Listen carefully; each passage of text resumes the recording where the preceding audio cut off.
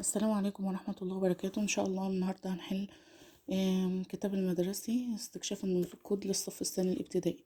أول حاجة عندنا هنا بيقول إيه؟ الورقة النقدية دي 100 جنيه يا ولاد، هنكتب 100 جنيه، وديت 10 جنيه، وديت 50 جنيه، وديت 5 جنيه، ودي جنيه، ودي 20 جنيه، ودي 200 جنيه.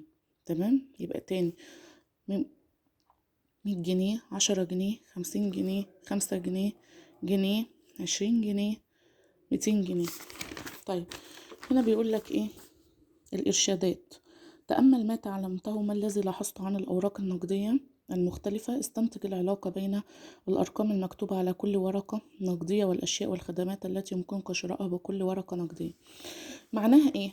معناه هنقول هنا أول حاجة: لاحظت أن الأوراق النقدية قيمتها مختلفة، وكلما زاد الرقم المكتوب على الورقة أستطيع أن أشتري أشياء كثير. مثال: زي مثلا لو أنا معايا جنيه هشتري بيه البانة، إنما لو معايا 5 جنيه هشتري بيه شيبسي، لو معايا 50 جنيه هشتري بيه حاجات أكتر، هشتري مثلا 3 أكياس شيبسي.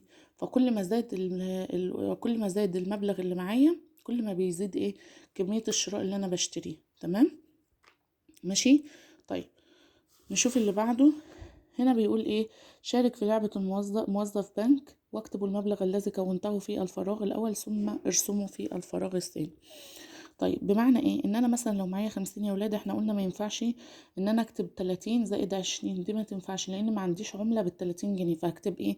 20 زائد 10 زائد 10. ماشي. او ممكن ان انا اكتب ايه؟ 5 عشرات، بس احنا بقى بنستسهل. يعني ايه نقول 20 زائد 20؟